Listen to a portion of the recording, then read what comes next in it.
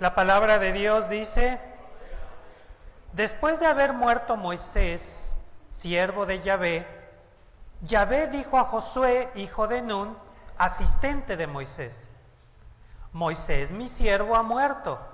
Levántate y cruza este Jordán, tú y todo este pueblo, a la tierra que les he entregado a los hijos de Israel. Todo lugar que pise la planta de su pie será suyo, así como dije a Moisés. Desde el desierto y el monte Líbano hasta el gran río Éufrates, toda la tierra de los heteos hasta el mar grande hacia el oriente serán sus fronteras. Nadie podrá hacerles frente durante los días de su vida. Como estuve con Moisés, así también estaré contigo. No te abandonaré ni te desampararé. Esfuérzate y sé muy valiente, porque tú llevarás a este pueblo a tomar posesión de la tierra que juré entregar a sus padres. Solo esfuérzate y sé muy valiente para guardar y poner por obra todas las leyes que mi siervo Moisés te ordenó. No te desvíes de ellas ni a la derecha ni a la izquierda, para que seas prosperado donde quiera que vayas. Nunca se aparte de tu boca este libro de la ley, sino medita en él de día y de noche, a fin de que guardes y pongas por obra todo lo escrito en él, para que prosperes y te vaya bien. He aquí te he ordenado que te esfuerces y seas valiente. No tengas temor ni desánimo, porque Yahvé tu Dios estará contigo donde quiera que vayas. Oremos. Amado Padre, gracias por esta mañana. Gracias por esta oportunidad de reunirnos, de estar aquí y de poder disfrutar de este tiempo de comunión contigo. Permítenos descansar, escuchar tu voz y aprender de ti. Permite, Señor bendito, que a través de este día, lo que hagamos hoy, el servicio, podamos darte las gracias y podamos aprender de tu palabra. En Cristo Jesús. Amén. Amén. Muy bien, vamos a tomar un tiempo para nuestra escuela dominical. ¿Va a haber clase de niños? ¿No? Bueno. Vamos a continuar con nuestro tema de la escuela dominical que teníamos pendiente. Estábamos viendo cuáles fueron los elementos que propiciaron o detonaron la reforma de Lutero. ¿Por qué estamos hablando de Lutero? Bueno, porque el día 31 de octubre, que ya falta poco, el día 31 de octubre de hace 500 años exactamente, Martín Lutero clavó en la puerta del templo de la ciudad una hoja, pero una hojota de este tamaño, con 95 frases. Se le llaman tesis porque cada una de ellas era un tema para discutir. No hizo en realidad nada excepcional, nada rebelde, porque en aquella época, cuando iba a haber debates públicos, se ponían en esa puerta. Esa puerta era como un periódico mural en las escuelas. Ya ven que en las escuelas hay un área donde tú llegas y pegas ahí fiesta de Halloween tal día, tal hora, conferencia tal profesor a tal hora. Eso fue lo que hizo Martín Lutero. A veces nos da la idea de que hizo algo rebelde y todo. No hizo nada fuera de lo común. Él estaba convocando a las autoridades religiosas, a los profesores, a los obispos, para entrar en un debate. Lo pegó en la puerta de la iglesia porque quería que el debate fuera público, o sea que todo el mundo pudiera escuchar y aprender. Hasta ahí no estaba haciendo nada fuera de lo común. Y los obispos, con que hicieran caso omiso del panfleto, pues no hubiera pasado nada. ¿Hasta aquí vamos bien? ¿Qué fue lo que detona la reforma de Lutero? Porque Lutero no se levantó el 31 de octubre, desayunó su fruta y sus chilaquiles y dijo: voy a iniciar una nueva religión, voy a iniciar la iglesia luterana. No, él la mayor parte de su vida pensó y consideró que lo que había que hacer era reformar la iglesia a la que él pertenecía. Ni siquiera soñó con algo diferente. Lo que detona la reforma es la imprenta. Tenía poco que se había inventado la imprenta. Gutenberg inventó la imprenta, imprimió la Biblia de Gutenberg, que por cierto está en latín. Lo tenía que hacer en latín, si no, no iba a ser bien visto por las autoridades. Y después de eso, la imprenta de Gutenberg es como los smartphones de nuestros días. Todo el mundo quería tener una, todo el mundo. Cada ciudad de Europa quería tener su propia imprenta. Así que en menos de 20 años, chéquenlo en la historia, en menos de 20 años había imprentas por toda Europa. ¿Y ahora qué imprimimos? Pues lo que sea, ¿verdad? Ahora resulta, qué interesante, antes los libros se escribían a mano, cuando tú querías un libro, ¿verdad? Ahorita me piden a mí, ¿verdad? Hermano, quiero un libro del Evangelio de Marcos. Y pues tarda como 2 o 3 semanas en lo que lo mando a imprimir, encuadernar y todo. En aquella época tú querías un libro y pues te tardaba de 8 meses a 2 años, dependiendo del grueso del libro, porque se escribían a mano. O sea, tenías tiempo de ahorrar, de comprarlo, de leerlo con calma. De repente surge la imprenta y tienes acceso a todos los libros. Entonces había gente, así como hoy hay gente que, no me van a creer, pero así como hoy hay gente obsesionada con los smartphones, que ahí están, píquele y píquele, ¿verdad? Así en aquella época había gente obsesionada por las imprentas, querían imprimir todo, de todo. Y al principio la Iglesia Católica pues no tenía esta idea de la prohibición, porque siempre van un paso atrás, todos los grupos de poder siempre van un paso atrás, ¿verdad? Ya cuando prohíben algo es porque ya se extendió. Entonces, un grupo de intelectuales, y otra vez la historia aquí nos juega la mala pasada porque no tenemos nombres ni apellidos, un grupo de intelectuales se acercan, ven el panfleto escrito por Calvino, por Lutero, y se les ocurre la idea.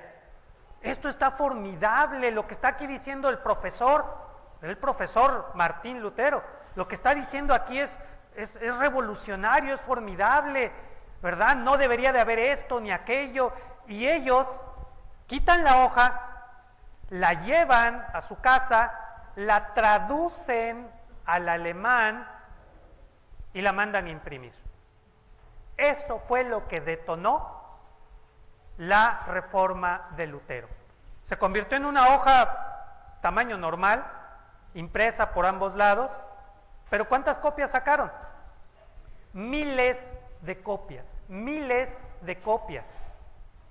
Creo que en la película aparece esa escena en la que se ven así el montón de hojas así amarradas con mecate, pero eran montones y se las llevaban. Tú vete a tal ciudad, tú a tal ciudad. Es gente que de manera entusiasta, sin que Lutero les haya dicho nada, es más, ni siquiera conocían personalmente a Lutero,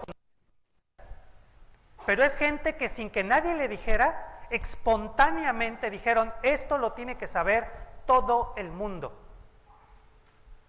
Y mandaron eso por todo lo que hoy es Alemania, todo lo que era la región de habla alemana.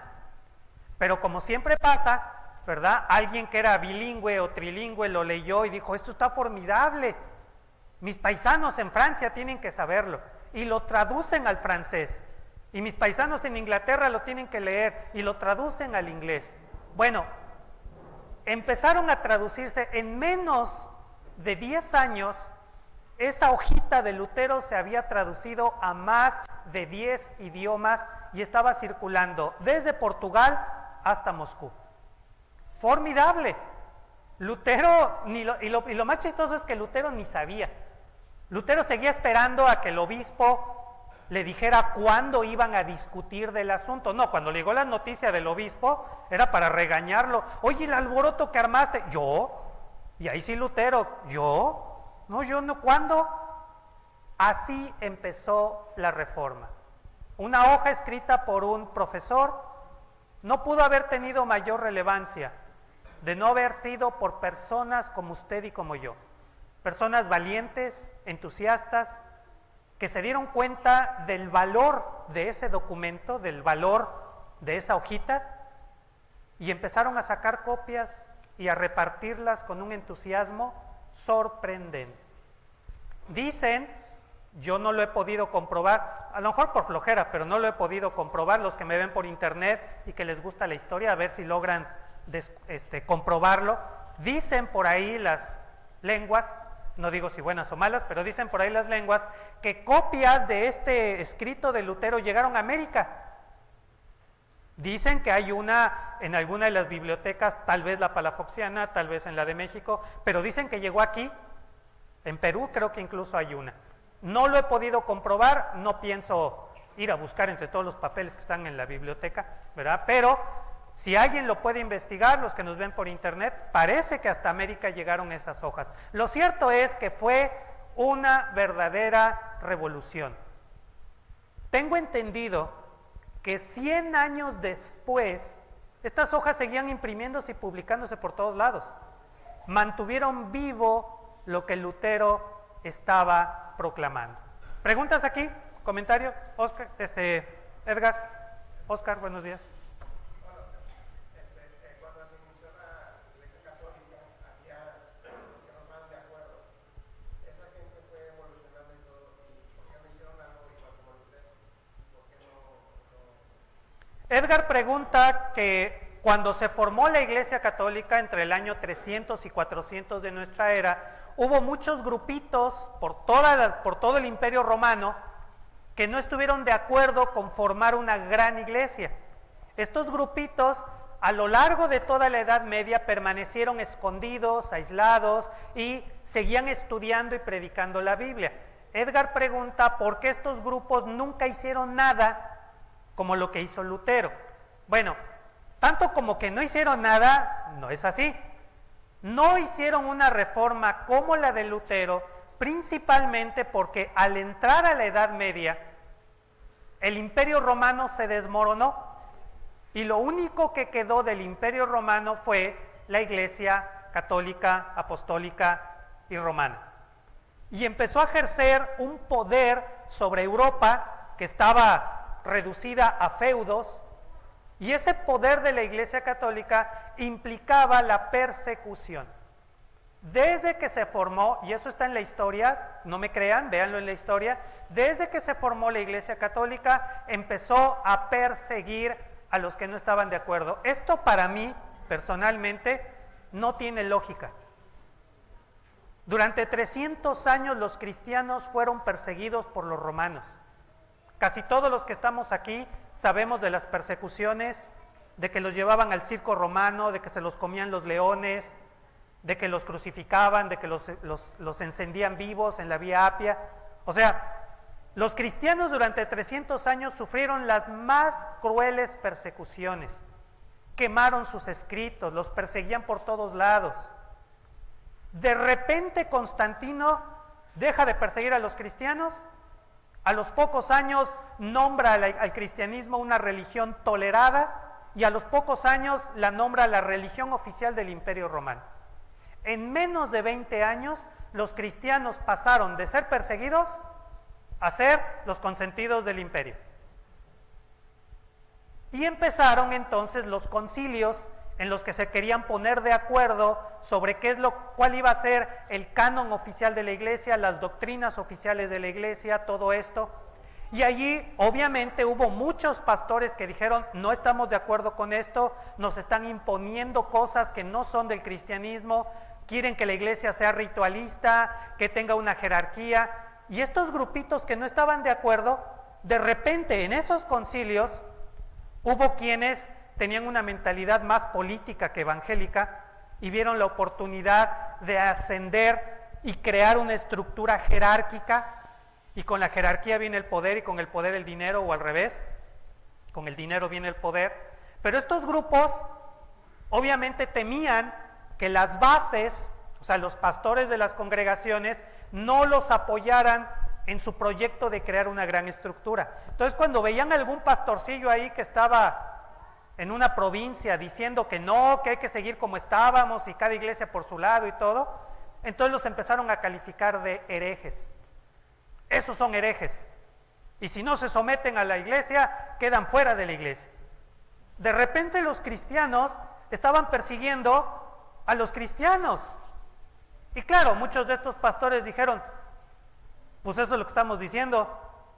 No queremos ser parte de esa iglesia. Nosotros vamos a seguir. Entonces no había problema. Pero cuando ya adquirió poder, cuando ya adquirió autoridad del Estado, pues era fácil que el que adquirió el título de obispo de Tampico obligara a todos los pastores de Tampico, Madero y Altamira a que se sometieran a su autoridad. La mayoría lo iba a hacer, ¿por qué? Porque tenía esa ambición de poder. Pero siempre iba a haber algún pastorcillo por ahí, por Madero o por Altamira, ¿verdad? Que dijera, no, nosotros tenemos nuestra congregación, nos gusta lo que hacemos, estamos bien así. Entonces el obispo lo tenía que llamar hereje, cosa que a ese pastor pues le venía quedando guango, ¿verdad? Pues llámame como quieras. Pero entonces cuando vio que no ejercía autoridad, pues un día se le ocurrió pues mandar al ejército, a los soldados romanos, ¿verdad? Apresen a ese pastor por hereje. Y entonces tenemos a los cristianos utilizando tropas romanas para perseguir a otros cristianos. Claro, primero les ponemos el título de hereje y entonces ya no son cristianos, son herejes. ¿Quiénes eran estos herejes? La Biblia menciona, la historia menciona a Arrio, a Marción como los grandes herejes, pero obviamente tenemos solo la versión oficial de la Iglesia Católica, no la versión de ellos. Pero uno de estos herejes eran pastores que decían, ¿por qué no solamente estudiamos el Nuevo Testamento? El Antiguo lo dejamos relegado porque finalmente estamos bajo la nueva ley. Hereje. ¿Por qué en vez de tener 4 evangelios, por qué no los resumimos en uno solo y así lo estudiamos más fácil? Hereje. Eran simplemente ideas, pero como no estaban dentro de esa estructura, se empezaban a separar. A partir de ese momento, el año 400 y hasta el año 1500, la Iglesia Católica ejerció sobre Europa un control absoluto. Bueno, eso creían ellos. Estos grupos se dieron cuenta que si querían preservar, tenían que mantener lo que nosotros llamamos un perfil bajo. Como que les cayó el 20. Si yo como pastor me paro en la plaza pública y públicamente digo que soy aleluyo, evangélico y que no temo morir por mi fe y todo, pues me van a agarrar y me van a quemar vivo. ¿Y qué ganó la iglesia? Un héroe, ya tenemos un mártir en la iglesia y murió por la fe. Sí, ¿y ahora quién nos explica? Entonces los pastores y las iglesias empezaron a entender, si queremos sobrevivir, hay que mantenernos con un perfil bajo, que la gente no vea esa diferencia. Entonces durante 1000 años, todo el periodo de la Edad Media, estos grupitos permanecieron con ese perfil bajo, no hacían mucho ruido. Ellos, cuando leen los argumentos de Lutero, ¿qué crees que decían? Pues nosotros siempre lo hemos dicho. O sea, ellos ya simplemente lo dieron por hecho. Nosotros lo sabíamos, siempre lo hemos hecho, ¿verdad? Ahora, no permanecieron totalmente pasivos. Estos grupitos se reunían en casas, así como lo hacemos nosotros en el discipulado, igualito. Se reunían en una casa, pero no andaban proclamando, vamos a ir a una casa a estudiar la Biblia, ¿no? Es una visita ahí, vamos, una exhibición de Tupperware. Y se iban a una casa, ¿verdad? Ahí se reunían y el pastor les explicaba la Biblia. El pastor sabía griego, tenía copias a mano del Nuevo Testamento en griego y se las iba traduciendo al idioma de esa región, el flamenco, el español, el alemán, el idioma que fuera. Y comentaban y así pasaban el tiempo. Muchos de estos pastores preparaban a otros, les enseñaban griego, los chamacos hacían su copia de todo el Nuevo Testamento o de partes del Nuevo Testamento y se iban a otra ciudad. Llegaban a otra ciudad, se ponían a trabajar, empezaban a hacer contactos con la gente, amistades, y empezaban a formar una iglesia. Entonces sí mantuvieron esto. Esta es la otra razón de por qué tuvo tanto eco la reforma de Lutero. Porque cuando los papeles de Lutero empiezan a circular por Europa, muchas de estas congregaciones escondidas salen a la luz, diciendo lo que está diciendo Lutero, nosotros estamos de acuerdo y lo apoyamos y lo sostenemos, y por eso es que de repente en Europa surge todo este movimiento, ¿verdad? Entonces, sí se mantuvieron escondidos, no hicieron mucho ruido porque no existían las condiciones. Además, la Europa de la Edad Media estaba muy aislada una de otra, pero preservaron la fe, preservaron el conocimiento. Algunos de estos grupos incluso se fueron a Asia, a África, a poder llevar el mensaje. Y desde que se descubrió América, muchos de estos grupos empezaron a venirse a América para evangelizar o para crear una nueva comunidad. Entonces, respaldaron la obra de Lutero, ¿verdad?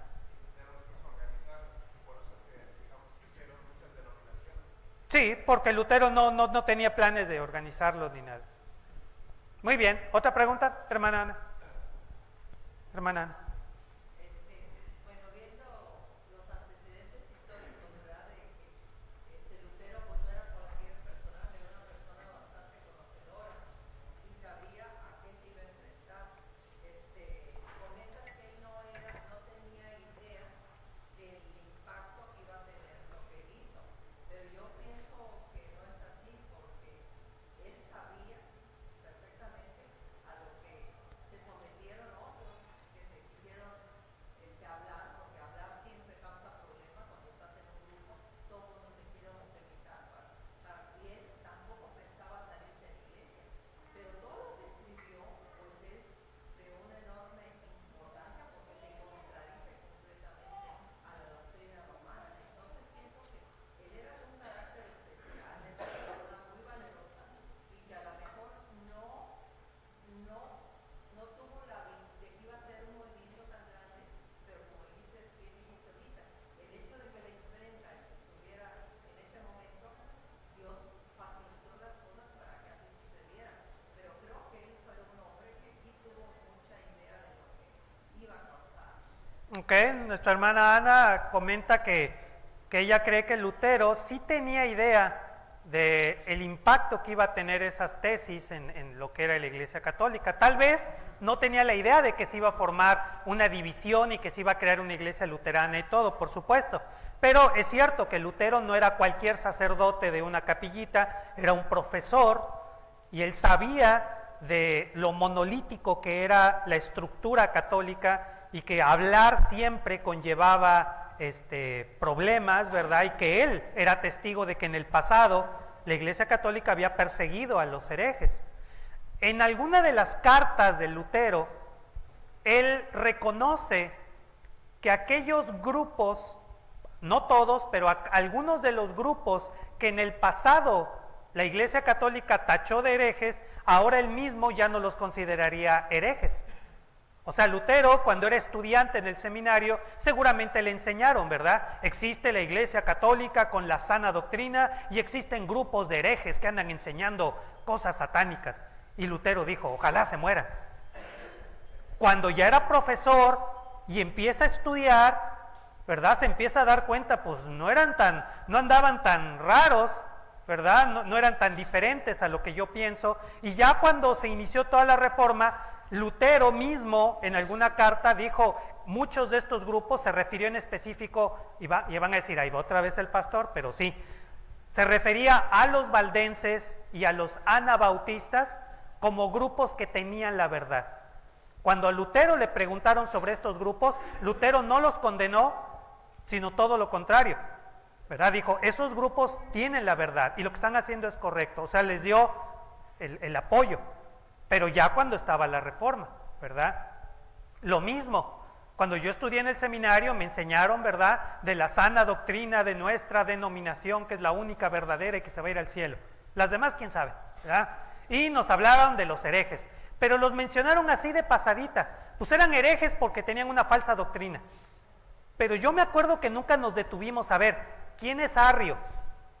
¿Dónde nació? ¿Dónde vivió? ¿En qué creía? ¿Por qué le dijeron que era hereje? No nos deteníamos en eso. Hasta ahora que los estoy estudiando me estoy dando cuenta de que pues o también soy hereje o no estábamos tan lejos de sus ideas. No estaría yo de acuerdo con todo lo que ellos dicen, pero muchas de las cosas que ellos enseñan son cosas que usted y yo damos por hecho, como una realidad. La salvación por la fe, estudiar la Biblia en un idioma que se pueda entender, estar ajenos a rituales y dogmas. Es lo que ellos estaban pugnando. O sea, hay que revisar la historia otra vez. Yo creo que sí, Lutero tenía una idea de lo que iba a suceder. Aunque existe una idea, no sé si viene de Lutero o de la gente que le rodeaba, en la que decían que Lutero era un poco ingenuo, en el sentido de que él, cuando le escribe al Papa y le dice, oiga, es que aquí hay gente que anda vendiendo indulgencias, lo hace como si él creyera que el Papa no lo sabía. Entonces, no sé si esa es una interpretación que le damos nosotros o si realmente, esa es mi opinión, yo sí pienso que Lutero, con todo y su inteligencia y todo, era un poco ingenuo. Él pensaba que el Papa estaba ya en el Vaticano haciendo sus santas y pías meditaciones, ¿verdad? Mientras acá había gente haciendo cosas malas. Y que Lutero sintió la obligación de decirle al Papa, oye, ¿qué crees? Aquí hay gente vendiendo indulgencias, ¿tú crees? Como queriendo que lo regale. Por eso el Papa le dice que él tiene que ir a pedirle perdón a otro obispo o algo así, a someterse a la autoridad. Si vieron la película, ¿verdad? En esa escena, ¿verdad? Le explican, te vas a presentar ante el, no sé si era obispo, arzobispo que era, ¿verdad? Pero te vas a presentar ante él y le vas a pedir disculpas. Y Lutero decía, ¿disculpas de qué? Pues de lo que dijiste, de lo que están haciendo. Y él seguía insistiendo, ¿disculpas de qué? Y terminan discutiendo los dos. Que hasta el otro se va, se ve la escena, esa escena es real, que se va y se va a ver los libros, porque Lutero le puso ahí la semillita de que uno contradecía a otro y se puso ahí a ver los libros, ¿verdad? Entonces, esa escena que es real, de la discusión entre ese obispo y Lutero, nos da la idea de que en algún momento del inicio, Lutero creía que todos estos desórdenes eran de los obispos para abajo. Era imposible que el Papa no estuviera enterado. Ya cuando Lutero se da cuenta de que el Papa sí estaba enterado, pero que además el Papa era el que estaba propiciando todo esto, ahí es cuando viene todo el desengaño, todo el desencanto. Cuando él se da cuenta, realmente sí hay que reformar desde el origen, o sea, desde el Papa, ¿verdad? Entonces a lo mejor sí tenía una idea, ¿verdad? Bien, hermana Ara. Se le fue. Ahorita regresa. Ahí búscala a ver si anda por ahí. Muy bien, ¿otra pregunta? ¿Comentario? Adelante, ya ves, ahí la tenía. Que por qué Constantino les da pues, poder al cristianismo. ¿Cuál era su razón? Constantino es un general romano que está batallando contra los grupos bárbaros y él, en su larga carrera como militar, se da cuenta que el imperio romano como tal se está desmoronando, que la gente ya no tiene ese amor a Roma, que en realidad a la gente le vale. Cada quien quiere jalar agua para su molino y no tienen esa idea de unidad. Platicando con otros generales, allí en el campo de batalla, Constantino y otros se preguntaban, ¿cómo podemos hacer para recobrar la unidad del imperio romano? ¿Qué nos puede unir? ¿La gloria de Roma? Muchos ya ni les importa. ¿La raza romana? Pues casi la mitad del ejército ya no eran romanos, eran grupos bárbaros que se habían vuelto mercenarios, o sea, servían a Roma por dinero, lo cual es muy peligroso porque pues, el mejor postor es el que manda. Alguien de los que estaba ahí, imagínense la escena, imagínense en el campo allá en Europa, después de una batalla está sentado Constantino como general con sus corcholatas aquí, ¿verdad? Y otros generales romanos y, oigan, ¿cómo ven? ¿Qué podría unirnos? La religión, la economía, esto. Y por ahí alguien se mete a la plática, así dice la historia. Alguien se mete a la plática y comenta, ¿sabías que hay cristianos en todo el imperio? Fue todo lo que comentó esa persona. Y pasó desapercibido el comentario, no hicieron caso, ¿verdad? Dice la historia que en la noche o en la mañana siguiente, Constantino se quedó con eso. Hay cristianos en todo el imperio. ¿Quiénes son los cristianos? ¿Y esos qué? Y entonces lo busca esta persona. No me pregunten el nombre, no lo sabemos. Esa persona es fundamental en la historia y no tenemos su nombre. No tenemos idea de quién era, porque no era un general, era alguien allí, ¿verdad? Que andaba.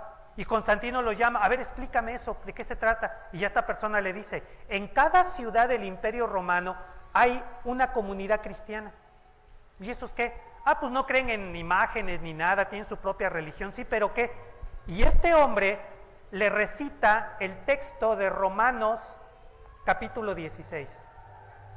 Les pido que se sometan a las autoridades y que oren por el rey.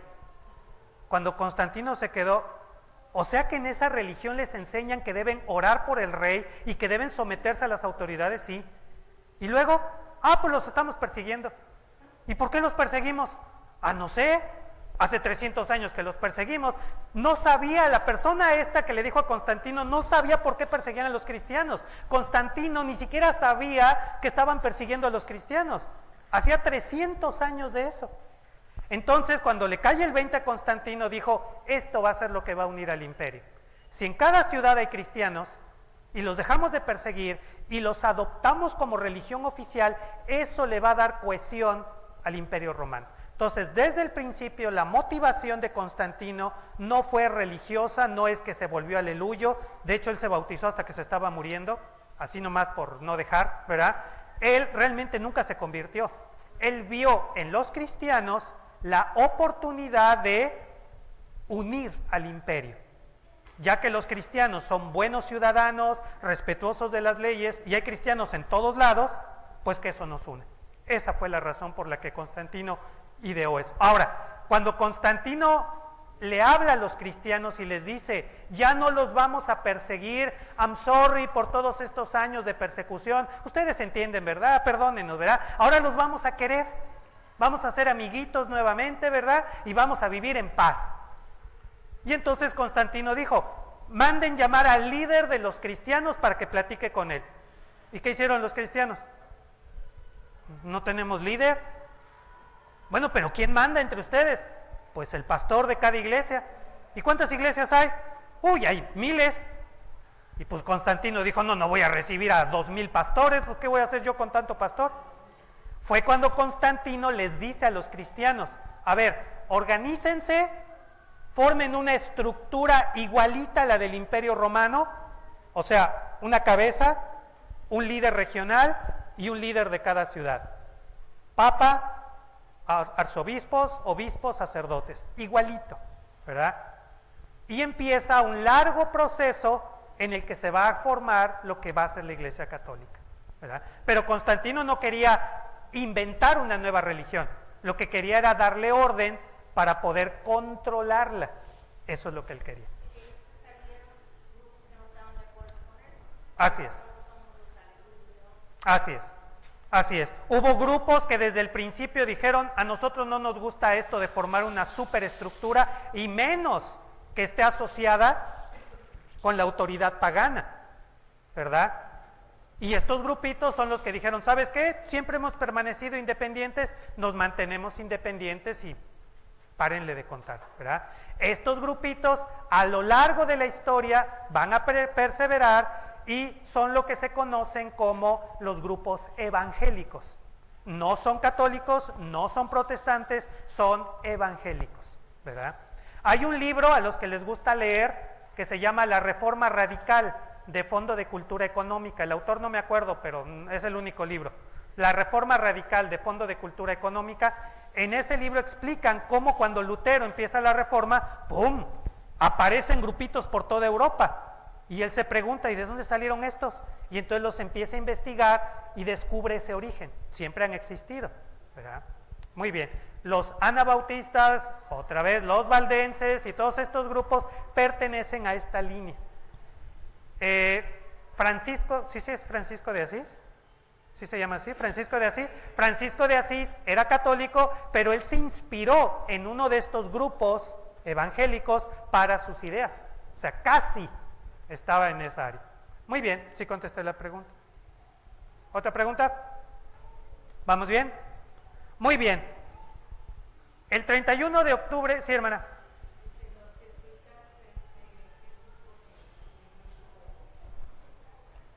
Los jesuitas es un grupo dentro de la Iglesia Católica ¿verdad? Es así como los evangélicos tienen denominaciones, bautistas, presbiterianos, metodistas, también la Iglesia Católica tiene grupos, ¿verdad? Como los jesuitas, los franciscanos, los agustinos, todo eso, ¿verdad? Es un grupo dentro de la Iglesia Católica que tiene sus propias estructuras, su propia organización. Básicamente estamos hablando de monjes con sus propios monasterios, de los que saldrían sacerdotes y todo, ¿verdad? Pero que tenían una línea muy específica.